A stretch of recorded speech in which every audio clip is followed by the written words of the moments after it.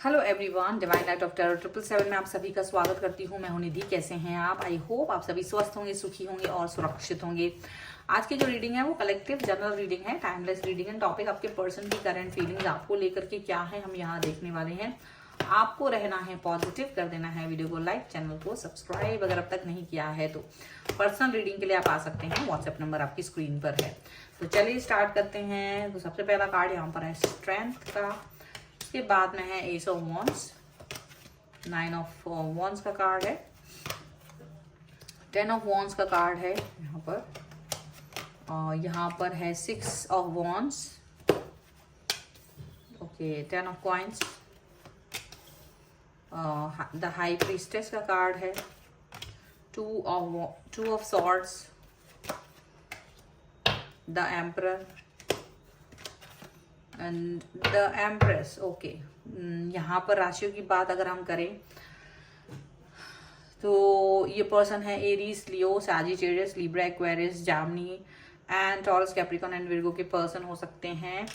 और यहाँ पर हैं the chariot, the hangman and the 4 of swords. तो एक्शन नहीं ले पा रहे थे, ऐसा लग रहा है कोई ऐसा दबाव था, कोई इस तरह की चीजें थी जिसकी वजह से पर्सन एक्शन नहीं ले पा रहे थे। बहुत ज्यादा स्ट्रॉन्ग सिचुएशन नहीं थी इनकी, और ये काफी सोच विचार में पड़ गए थे। ऐसा लग रहा है ये ना बहुत समय तक इन्होंने बहुत ज्यादा अपने ही किसी बात को लेकर के ना बार बार सोचा विचार किया कि ये ठीक किया कर रहे या नहीं कर रहे, और उसके बाद ये पर्सन आपकी तरफ आ रहा है, उसके बाद ये पर्सन आपसे कनेक्ट होना चाहते हैं।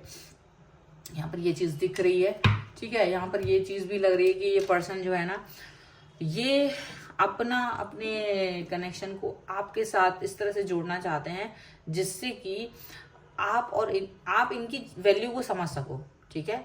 ये आपको किसी भी बुरी स्थितियों से बाहर निकालने के लिए तैयार है, हमेशा याद रखिएगा। अब पहले नहीं थे, पहले ये खुद बुरी स्थिति से मैं थे और ये खुद अपने आप को बाहर निकाल नहीं पा रहे थे, लेकिन अब ये खुद ही बुरी स्थितियों से निकले हैं, अपने आप को इन्होंने स्ट्रांग बनाया, अपने आप को मजबूत बना लिया है, और अब ये पर्सन आपकी तरफ आ रहा है। इनको पता है कि देखो, जब इनकी जो सिचुएशन पहले थी, ये क्या कर पा रहे थे, ये उसमें आपसे कोई भी बात अपनी दिल की शेयर नहीं कर पा रहे थे, दिल की बातें अपने मन में ही रख रहे थे, कहने से डर रहे थे, हर बात कह देते थे बट वो मेन बात को नहीं कहते थे, क्योंकि इनको लगता था डर कि कहीं आप मुझे छोड़ ना दें, कहीं आप इस तरह से चले ना जाएं। तो वो डर की वजह से ना अपने मन में कोई चीज को बहुत दिन तक होल्ड करके रखा है उन्होंने।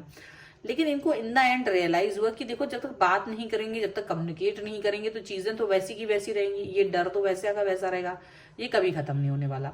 तो वो उस डर से जीतना चाहते हैं, इसीलिए उन्होंने वो चीज फील करी कि मुझे इस व्यक्ति से मिलना है, मुझे इस व्यक्ति की तरफ जाना है, सरेंडर करना है, और ऐसी बात इन्होंने फील की, और तब जाकर के ये पर्सन आपकी तरफ आते हुए नजर आ रहे हैं, आपकी साइड में जाते हुए नजर आ रहे हैं। इनको ये फील हो रहा है कि ये आपके लिए बहुत ज्यादा पैशनेट है, ये आपके लिए बहुत ज्यादा पॉजिटिव है, ऐसा इनको फील हो रहा है, ठीक है। ऐसा यहाँ पर दिख रहा है, बहुत ज्यादा पैशनेट है, बहुत ज्यादा पॉजिटिव है, पॉजेसिव है, ऐसी बातें इनको दिमाग में इस समय पर आ रही हैं, ठीक है। बहुत सारी चीजें ये फील कर रहे हैं, और इन्हें ये चीज समझ में आने लगी है कि डेफिनेटली ये आपको लेकर के कितना ही ज्यादा अपने आप को मतलब एक नहीं मुझे ये पर्सन से मुझे कोई लेना देना नहीं है, कुछ नहीं है, ऐसी कई बातें सोच चुके हैं, लेकिन इनका मन आखिरकार आप पर ही आके अटक जाता है, ठीक है। क्योंकि ये अपनी बात नहीं कह पाते थे, तो इनको लग रहा था कि वो बात नहीं कह पा रहे तो छोड़ो, मुझे नहीं बात करनी, नहीं रहना इनके साथ। लेकिन इनको ये फील हुआ कि नहीं, बात तो करनी पड़ेगी, और मेरा मन इसी व्यक्ति पे अटका हुआ। तो इन्होंने कहीं ना कहीं अपने आप को स्ट्रेंथ दी है, ये जो काम किया ना, ये स्ट्रेंथ देने का इनका था, और इसकी वजह से अभी अपनी बात धीरे धीरे नहीं, बिल्कुल पुरजोर तरीके से कहने वाले हैं, क्योंकि इनको लगता है कि अगर आप इनको वैल्यू देते होंगे तो आप इनकी मन की बातों को समझेंगे, बजाय कि इनको डिस्टेंस देने के। अगर आप इन्हें डिस्टेंस देंगे तो अब ये इस डिस्टेंस के लिए भी तैयार हैं, क्योंकि इनको लगता है अगर डिस्टेंस मिला तो फिर डू एंड डाई वाली सिचुएशन से बाहर निकल जाएंगे, क्योंकि वो इस जद्दोजहद में नहीं रहेंगे कि तुम मेरे लायक हो या नहीं हो। तो मतलब उनको वो जद्दोजहद चाहिए नहीं, वो उससे बाहर निकलना चाहते हैं। और इनकी जो एनर्जी है वो भी एम्परर और एम्प्रेस वाली, इनको लगता है आप मेरे बराबर हो, मैं इक्वालिटी को देख रहा हूं। अगर आपके साथ में इक्वालिटी नहीं है तो फिर कोई रिश्ता चल नहीं सकता बिना इक्वालिटी के। तो डेफिनेटली इनको वो इक्वालिटी आपके साथ चाहिए, वो समर्पण आपके साथ चाहिए, वो क्लियरेंस आपके साथ चाहिए, वो कनेक्टिविटी आपके साथ चाहिए, ये यहाँ पर दिख रहा है। और ये चीजें इनको फील हो रही है कि आपसे बात करना, आपसे कनेक्ट होना, क्लियरेंस चाहिए है, तो क्लियरिटी लानी पड़ेगी रिलेशन में।